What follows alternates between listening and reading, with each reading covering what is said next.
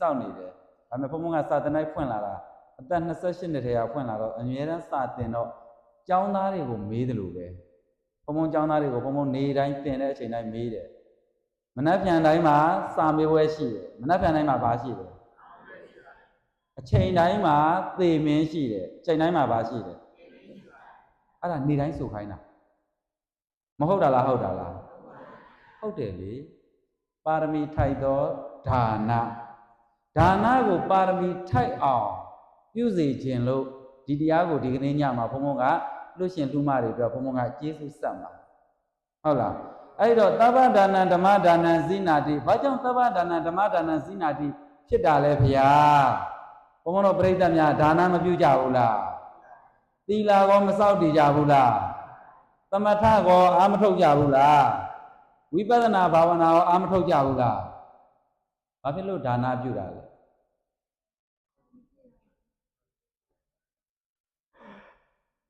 ဘုံဘုံစိတ်ဆိုးနေမှာတချို့ကသိလားဘုန်းကြီးကမေးလိုက်တာတအားပဲတရားနာပါတယ်ဆိုမှတို့ကမသိလို့နာတာဘုန်းကြီးကအဲ့လိုမေးတော့တို့ကဘလို့ခီယာမှမသိတော့ဘူးဆိုပြီးတော့ဒီဘုန်းကြီးကိုညွန်များညွန်ညင်ကြတာမသိဘူးဓမ္မဒါနဇိနာတိလူတိုင်းကြားဘူးတယ်အလှအားလုံးထဲမှာဘာအလှကအမျက်ဆုံးတယ်လဲဒါနဘာကြောင့်ပြုတတ်တယ်လဲတရားနာလို့သီလဘာကြောင့်စောင့်တည်တတ်တယ်လဲသမထဘာကြောင့်အားထုတ်တတ်တယ်လဲဝိပဿနာဘာဝနာဘာကြောင့်ပွားများအားထုတ်တတ်တယ်လဲဒါကြောင့်သဗ္ဗဒါနံဓမ္မဒါနံဇိနာတိဖြစ်ရတာလေသူများတွေကပြောမယ်တခြားတစ်ပါးသောပုဂ္ဂိုလ်တွေကပြောကြမယ်မင်းတို့ဗုဒ္ဓဘာသာနဲ့ပဲအခြေခံကြိုင်ပြီးတော့ပြောကြဆိုရဲ့နော်မင်းတို့တရားတွေသွားနာကြတယ်ကွာသဗ္ဗဒါနံဓမ္မဒါနံဇိနာတိလို့ပြောနေကြတယ်ဘာဖြစ်လို့သဗ္ဗဒါနံဓမ္မဒါနံဇိနာတိဖြစ်တာတော့အလှအားလုံးထဲမှာတရားအလှကအမြတ်ဆုံးလို့ပြောတယ်ဘာဖြစ်လို့အလှအားလုံးထဲမှာတရားအလှအမြတ်ဆုံးဖြစ်ရတာတော့ဒါနပြုတတ်တာသည်တရားနာလို့သီလစောင့်တည်တတ်တာသည်သမထအားထုတ်တတ်တာသည်ဝိပဿနာပွားများတတ်တာသည်ဒါကြောင့်တရားအလှဟာမြတ်တာပေါ့အဲ့တော့တရားအလှပေးလူတဲ့ဒီကနေ့ညမှာပေးလူတဲ့အလှရှင်အလှမတော်နဲ့တကွာအားပေးချင်းမြောက်ကြွားလာကြတဲ့တရားနာပရိသတ်တွေဒီပွဲကြီးကိုဆင်နွှဲကြတဲ့ခွင့်ပြုပေးတဲ့ကျေးဇူးတော်ရှင်ဆရာတော်ဘုရားအားလုံးဝိုင်းဝန်းကူညီကြတဲ့တပည့်ပရိသတ်တွေအကျိုးကသေးသေးလေးလားအကြီးလားပါရမီတဲ့ပါရမီဆိုတာပါဠိစကားလုံးပေါ့မြန်မာလိုပြောရင်မြင့်မြတ်သူတို့ဤအလုံးတဲ့ဗါတဲ့လေပါရမီဆိုတာဗါလဲလေပရိသတ်ကြီးမြင့်မြတ်သူတို့ဤအလုံးအဲ့တော့ဘုံဘုံတို့အခုဘုံဘုံတို့ဘုရားဘာသာတွေကအပြစ်ပြောချင်တာမဟုတ်ဘူးနော်ဒါပေမဲ့လို့မေးရင်မဖြေရမှာလားဖြေရမှာလားဘုန်းကြီးကတပါးတဲ့မကြီးကိုင်းပြီးတော့ပြောချင်တာတွေပြောတယ်သူတို့နားတဲ့ကိုဝင်မှန်းမသိမဝင်မှန်းမသိတဏှာကြီးဟောတဏှာကြီးခွဲကြာမယ်ပြီးရင်ဓမ္မပူဇာကြီးတွေပါပြီးတော့ဝုန်းနဲ့ပြန်သွားလိုက်လို့ရှိရင်ဒီဘုန်းကြီးတောင်းကြည့်ပါမလားမကြည့်ဘူးလေဘုန်းဘုန်းတို့ပြိတ္တရဲ့နှလုံးသားထဲကိုဓမ္မတွေထည့်ပေးခဲ့ခြင်းတာ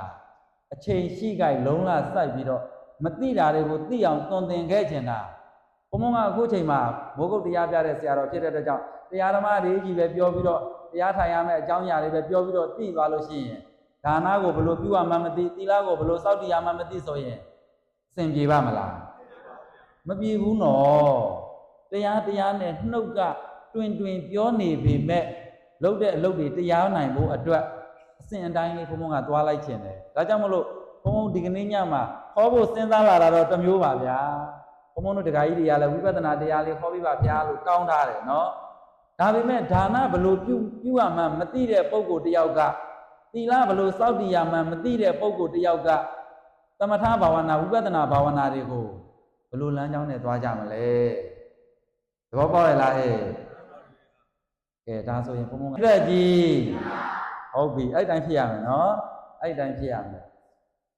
ဒီကနေ့ညမှာကျေးဇူးဆက်မဲ့တရားတော်ရဲ့အမည်ကဘာတဲ့လဲပါရမီထိုက်တော့ဘုံဘုံတို့ပြိဿတ်တွေနေ့စဉ်နေ့တိုင်းမှာဒါနာကောင်းမှုကိုမပြုကြတာလားပြုကြတာလားဟောဒီပြိဿတ်ထဲမှာဒါနမပြုဘူးတဲ့ပုဂ္ဂိုလ်များပါလားနေ့စဉ်နေ့တိုင်းစွန့်မလားဘူးလားအဲ့ဒါဒါန ကိုယ်အိမ်မှာရှိတဲ့ခွေးကလေးတစ်ကောင်ကြောင်လေးတစ်ကောင်ကိုအစာမကျွေးတာလားကျွေးတာလားအဲ့ဒါဒါနနော်အဲ့တော့မိမိတို့နေအိမ်မှာရှိတဲ့ဘုရားကျောင်းဆောင်ဘာကျောင်းဆောင်လဲတချို့ကဘုရားစဉ်နဲ့ပြောကြတယ်နော်မပြောတာလားပြောတာလားဘုရားစဉ်လားဘုရားကျောင်းဆောင်လားဘုရားကျောင်းဆောင်နော်အဲ့ဒီဘုရားကျောင်းဆောင်မှာနန္ဒမိုးတောက်လင်းအောင်ချိန်ကနေစပြီးတော့ညအိယာဝင်တဲ့အချိန်ထိစွမ်းချိန်တန်စွမ်းစီမီချိန်တန်စီမီတောက်တော်ရေချိန်တန်တောက်တော်ရေပန်းချိန်ပန်းမကတ်ကြတာလားကတ်ကြတာလားအဲ့ဒါဒါနအဲ့ဒါဘာလဲအဲ့ဒါအခြေခံသဘောတရားတွေမှာဒါနမှာပဲရှိသေးတယ်နော်အဲ့တော့ဘုန်းဘုန်းတို့ပြိဿကြီးများအဖိုးတို့ဖွားတို့ဖေတို့မေတို့ရေဘုန်းဘုန်းကမေးခွန်းလေးတစ်ခုလောက်မေးလိုက်ခြင်းရဲ့ဘာကြောင့်ဒါနပြုကြတာလဲအဲ့တော့အရင်ဆုံးဒါနပြုတတ်ဖို့မလိုတာလားလိုတာလားလိုတယ်ဒီကနေ့မှာစွန့်ချက်ဆောင်ကြီးကိုလှူကြတာဗျာငွေကြီးကနည်းနည်းလေးလားအများကြီးလားအများကြီးကုန်ကြတာနော်မိမိတို့ရဲ့ချွေးနှဲစာမိခင်ဖခင်တွေကိုကျေးဇူးဆက်ပြီးတော့သားသမီးတွေကမလုပ်ပေးတာလားလုပ်ပေးတာလားအဲ့ဒါဘာပြုတာလဲဒါနပြုတာစွန့်ချက်ဆောင်လှူတာလဲဒါနပြုတာပဲဆရာတော်တန်ခါတော်ရှင်သူမြတ်တွေကိုစွန့်လောင်းတာလဲခွေးကလေးတစ်ကောင်ငှက်ကလေးတစ်ကောင်ကြက်ကလေးတစ်ကောင်ကိုအစာကျွေးတာလဲဒါဆိုရင်ဘာဖြစ်လို့ဒါနပြုတာလဲမေခွန်းမရှိတာလားရှိတာလားဒါနတွေတော့နေတိုင်းမပြုကြဘူးလားဘာကြောင့်ဒါနပြုလဲလို့မေးရင်ဘယ်လိုဖြေမလဲဘယ်လိုကုသိုလ်မျိုးများလိုချင်တာတော့ဗျာထပ်ပြီးတော့ဘုံဘုံကမေခွန်းလေးထပ်ဆင့်လိုက်ခြင်းတယ်ကဲဘုံဘုံတခါကြီးကိုဘုံဘုံမေးမယ်ဘုံဘုံကြောင်းခဏခဏရောက်တာဆိုတော့တခါကြီးဖြည့်အကျယ်ကြီးဘယ်လိုကုသိုလ်မျိုးများလိုချင်တာတော့နိဗ္ဗာန်ရောက်ချင်လို့ဟုတ်လားနိဗ္ဗာန်ရဲ့အထောက်ပံ့ကောင်းတစ်ခုပေါ့ဗျာเนาะနိဗ္ဗာန်ရောက်ချင်လို့ကောင်းလိုက်တာရည်ရွယ်ချက်ကလေးကเนาะရည်ရွယ်ချက်ကလေးမကောင်းတာလားကောင်းတာလားကောင်းတယ်ဘုန်းဘုန်းတို့ဘုရားဘာသာဝင်သူတော်စင်တွေကဒါနတွေမပြုကြဘူးလားသီလတွေမစောင့်တည်ကြဘူးလားဘာကြောင့်ဒါနပြုမှန်းလည်းမသိကြဘူးမေးလိုက်ရင်တခါကြီးပြောသလိုပဲဘာလိုချင်လို့နိဗ္ဗာန်လိုချင်လို့ကုသိုလ်ရချင်လို့ချမ်းသာခြင်းလို့မဖြေကြတာလားဖြေကြတာလားတိတိကျကျအဖြေကိုဖြေတတ်တဲ့ပုံကိုယ်တွေလည်းရှိမှာပါဒီမှာမဖြေရဲကြလို့တာเนาะအဲ့တော့ဇဝေဇဝါမဖြစ်နေကြတာလားဖြစ်နေကြတာလားဖြစ်နေကြတယ်မဖြစ်နေကြတယ်အဲ့တော့ဒီဘုံဘုံကပုံမြင်လေးတစ်ပုဒ်တောင်ပြောပြခြင်းတယ်လားအကြောင်းတိုက်ဆိုင်သွားလို့ပါဟိုးတုန်းကရွာတရွာမှာလူပြိုကြီးတယောက်ရှိတယ်တဲ့ဘာတယောက်ရှိတယ်ဒီထဲမှာလူပြိုကြီးများပါလားမသိဘူးပါတယ်တူတူပဲဘုန်းကြီးနဲ့လူပြိုကြီးပဲနော်အဲ့ဒီလူပြိုကြီးကလေနားမကြဘူးဘာမကြတာလဲနားမကြဘူးတနေ့ကျတော့သူကသူ့တငယ်ချင်းကနေမကောင်းဖြစ်တော့သူကသွားမေးရမှာသူကိုယ်တိုင်ကနားမကြဘူးဆိုတော့သူကမေးရင်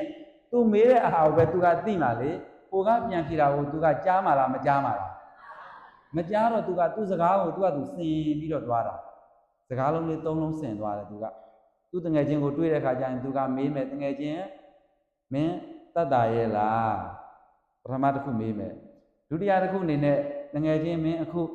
ဘာဆေးတွေတောက်နေလဲတတိယတစ်ခုအနေနဲ့မင်းဘယ်သမားတော်နဲ့ပြနေလဲသူကသူမေးပြီးတော့သူဖြေတာဒီလူပြိုကြီးအစဉ်ပြေမနေဘူးလားအစဉ်ပြေနာသူကအဲ့ဒါနဲ့နေမကောင်းတဲ့သူ့တငယ်ချင်းစီကိုသူကရောက်သွားတဲ့ခါကျတော့သူ့တငယ်ချင်းကိုသူ့တငယ်ချင်းရဲ့အနေထားလည်းမကြည့်ဘူးလူပြိုကြီးဆိုတော့ဘုံဘုံတို့ဗုဒ္ဓဘာသာဝင်တွေလို့ပေါ့ဘာကြောင့်ဒါနပြုမှန်းလည်းမသိဘူးပြုတော့ပြုမနေဘူးလားဟုတ်ပြီအဲ့တော့လူပြိုကြီးကသူ့တငယ်ချင်းစီရောက်သွားပြီရောက်သွားတဲ့ခါကျတော့သူ့တငယ်ချင်းကဂရင်ပေါ်မှာပတ်လက်လူပြိုကြီးဆိုတော့ပတ်ဝန်းကျင်လည်းတိတ်ကဲခက်လေးလာတာမဟုတ်ဘူးလေသူကနေတာဆိုတော့တူပါပဲဘုံဘုံတို့လည်းလူပြိုကြီးဆိုတော့ပတ်ဝန်းကျင်ရောတိတ်တော့ခယူးဆိုင်တာမဟုတ်ဘူးเนาะကိုလှုပ်ချင်တာလှုပ်တာလေเนาะအဲ့တော့သူ့တငယ်ချင်းကိုသူကကြည့်လိုက်တဲ့အခါကျတော့သူ့တငယ်ချင်းအနေထားကိုကြည့်ပြီးတော့ဘာမပြောညာမပြောတငယ်ချင်းမင်းကျမ်းမာရေးအခြေအနေဘယ်လိုရှိတော့ဟိုကသူ့တငယ်ချင်းကလည်းကရင်ပေါ်မှာပက်လက်တငယ်ချင်းရငါဒီတောင်ကြော်နိုင်မယ်မထင်ပါဘူးသူ့တငယ်ချင်းကပြောလိုက်တာမျက်နှာလေးကိုညှိုးငယ်လို့အဲ့ဒါကိုလူပြိုကြီးကဘာမသိညာမသိနဲ့ဟာတငယ်ချင်းရငါဝမ်းတာလိုက်တာမင်းအခုလိုငါမျိုးကိုမြင်ရတာလေ မြင်ရတွေ့ရတာငါစိတ်ချမ်းသာလိုက်တာကဲဟိုကနေမကောင်းတဲ့လူကသူ့ကိုတတ်တာတယ်လို့ပြောတာလားမတတ်တာဘူးပြောတာလားအဲ့ဒါကိုကြည့်လူပြိုကြီးကဘုံဘုံတို့ဗုဒ္ဓဘာသာဝင်သူတော်စင်နေတော့အဲ့ဒါကိုတဆင့်ထက်တက်တယ်တငယ်ချင်းနဲ့မင်းအခုဘာဆေးတွေစားနေလဲစက်ပြီးတော့မေးတာအဲ့တော့ဟိုကလူပြိုကြီးကစိတ်ဆိုးပြီးနေသူ့ကိုမတတ်တာကိုဝမ်းသာတယ်ပြောတဲ့ခါကျတော့အစိတ်တွေတောင်းနေတယ်ဟေးအစိတ်တွေတောင်းနေတယ်တဲ့လူပြိုကြီးကဒေါသထွက်ပြီးတော့ဖြေတာအဲ့ဒါကိုလူပြိုကြီးကမသိဘူးမသိတဲ့ခါကျတော့ဘာပြန်ဖြေလဲမင်းအစိတ်တွေစားနေတယ်ဆိုတော့ तू မကြားတဲ့ခါကျတော့ကောင်းလိုက်တာကွာအဲ့ဒီဆေးကတော်တော်နာမည်ကြီးတဲ့ဆေးတဲ့ငါလည်းဝယ်စားအောင်ပါတယ်နော်လူပြိုကြီးတွေလုတ်ပုံနော်အဲ့ဒီဆေးကိုဘာလို့မှလဲငါလည်းဝယ်စားအောင်ပါတဲ့အဲ့ဒါနဲ့ဒီလူပြိုကြီးကနားမကြားတဲ့လူပြိုကြီးကတငယ်ချင်းနဲ့မင်းအခုဘယ်သမားတော်နဲ့ပြနေလဲဆိုဟိုကလူနာကဘလို့မှအဆင်မပြေတော့ဘူးအဆင်မပြေတော့သေမင်းနဲ့ဟေးသေမင်းနဲ့လည်းဘယ်သမားတော်နဲ့ပြနေလဲဆိုတော့ကောင်းလိုက်တာကွာတဲ့အဲ့သမားတော်ကအခုတော်တော်နာမည်ကြီးနေတာလေငါလည်းသွားပြအောင်ပါတဲ့နော်လူပြိုကြီးလုတ်ပုံကအခုဘယ်သူနဲ့တူနေတာလဲဆိုတော့နမူရန်ကပြိလူပြိုကြီးကဘယ်သူနဲ့တူနေတာတော့ကျောင်းမပြန်အောင်ဆရာတော်ကစူတော့မယ်သူပြိတ္တကိုလူပြိုကြီးနဲ့တူတယ်ပြောပြီနော်အခုတော့ဒါနတွေမပြုကြဘူးလားအခုဘာပွဲလဲဆိုရင်ဒါနပြုတဲ့ပွဲဘာပြုတဲ့ပွဲလဲကဲတနေ့မှတစ်ချိန်ဆောင်ရွက်ရတဲ့ကုသိုလ်ကောင်းမှုပြုရတဲ့ဗုဒ္ဓပူဇနီယပွဲတော်ကြီးမှာဒါနမပြုကြဘူးလားဘာကြောင့်ဒါနပြုလဲလို့မေးတော့တိကျတဲ့အဖြစ်ဘယ်သူဖြေမှာတော့ဘုံဘုံတို့တော်တော်လေးခက်တယ်နော်ဘုံဘုံတို့ပြိတ္တများနော်ဒါနဘာကြောင့်ပြုကြတယ်လဲလို့မေးရင်ချမ်းသာခြင်းလို့ပါဗျာနိဗ္ဗာန်ရောက်ခြင်းလို့ပါဗျာကုသိုလ်ရခြင်းလို့ပါ